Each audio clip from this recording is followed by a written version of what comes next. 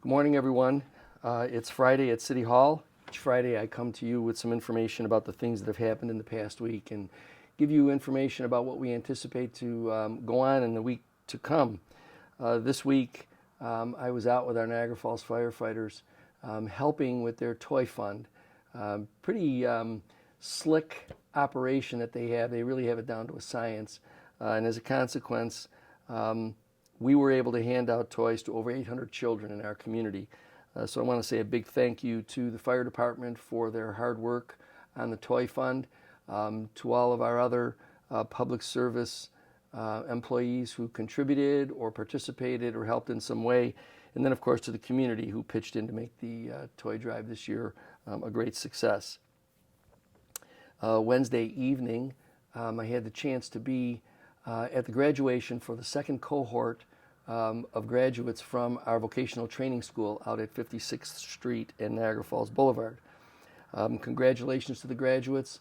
They are trained now in a trade that can give them a career for the rest of their life.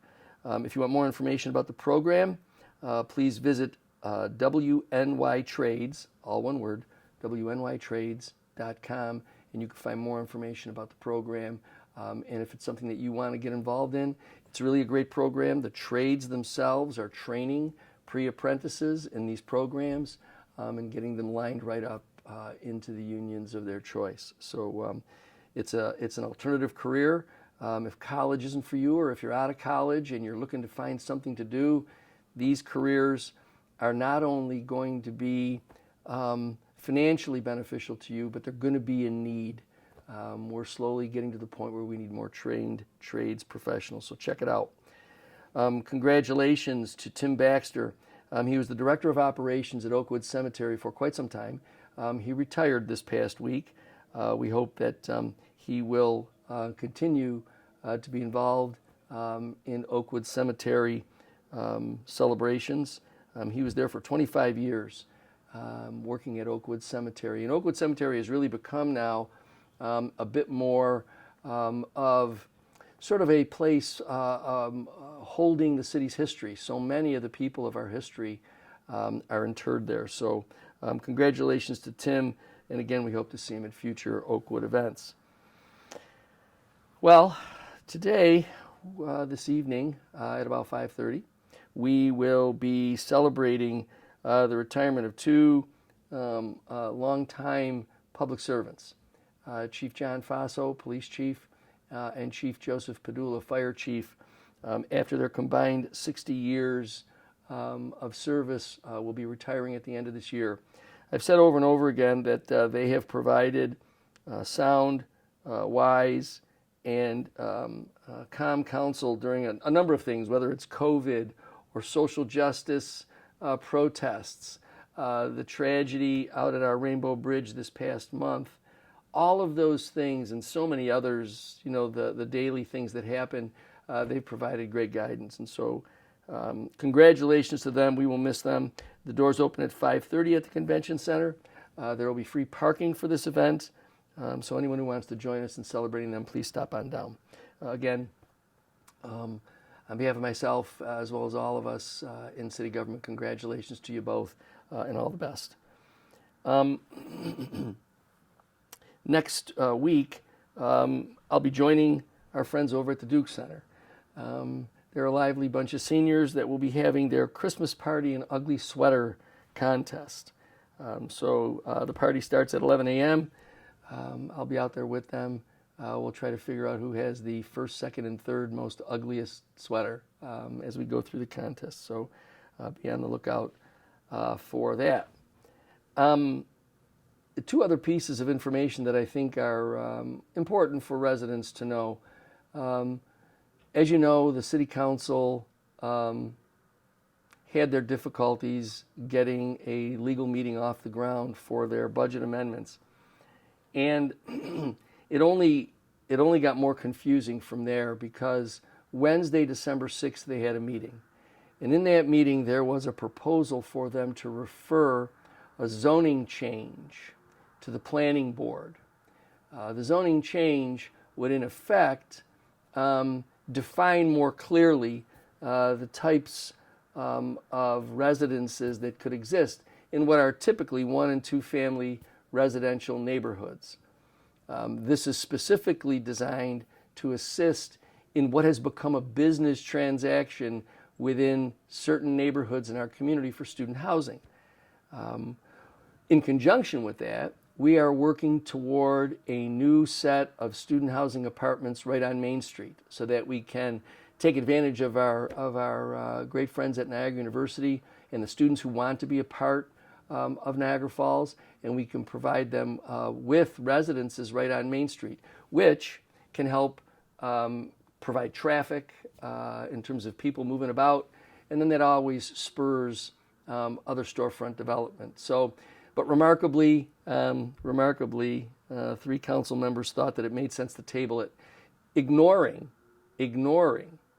the dozens of people who came out to 3 different public meetings, whereat some of these council members attended to hear what it's like to live in those neighborhoods and experience.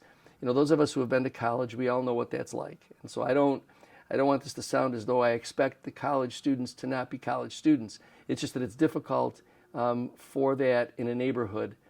So this was designed to assist with that. Notwithstanding all of that, and notwithstanding the people who actually came to the council meeting and talked about how important it was, they chose to take no action. Every day I scratch my head with the way in which this council reacts. Now I know the council chairperson, David Zajac, he is very attentive to his email. So if you would like to express your dissatisfaction with the fact that they took no action, all you need to do is go to the city's webpage, click on the council tab.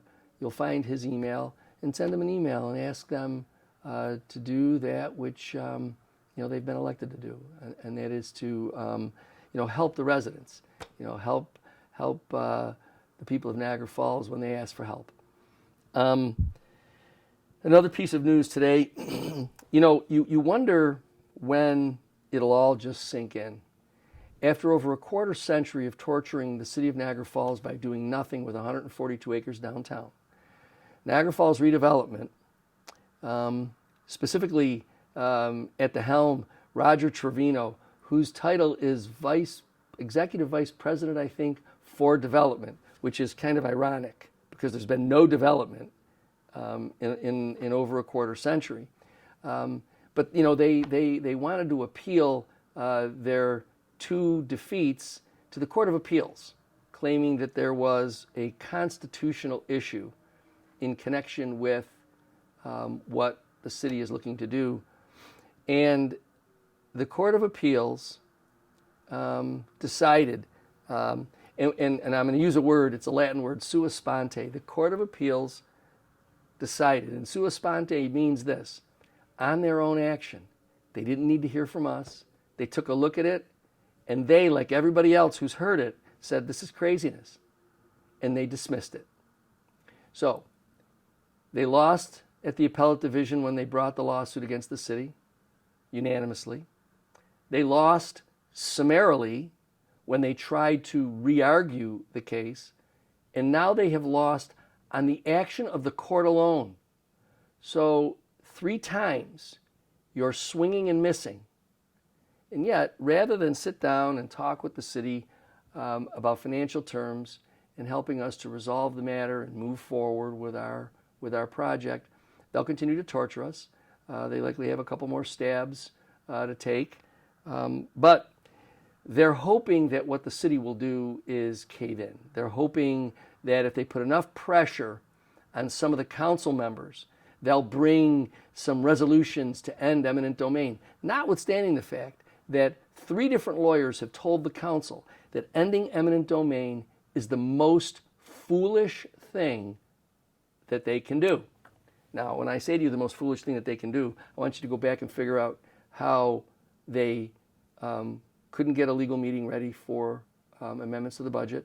The leadership decided to take no action on a piece of legislation that the public was asking for. So foolishness is not out of the realm of possibility. So, the administration and some council members who really do have a clear focus will continue to persevere. We'll be hopeful that with the incoming new council, we'll be able to bring some clarity to the way in which all the public elected officials, the administration and the council can work together to advance some of these projects. So again, if you want to express your desire to have the council simply advance that piece of legislation to the planning board, which would then review it, again, having another public hearing, please feel free to express yourself. We've been enjoying some unwinter-like weather the last few days, and it's going to continue for a few more days. But always be mindful of the fact that it can change in a minute. So again, make sure that we're not losing track of our winter driving skills, where we take it a little slower on the road. We work, we observe what's going on around us. Again, there are a number of things that are going on around our community this weekend, and if you're going to be out and about, just be safe. Make sure that also in these days when it can get a little cold, if you have senior citizens in your family or neighbors, just check in, make sure everybody's doing okay. That's what builds community when we take care of one another. So I look forward to talking to you again next week, and have a great weekend.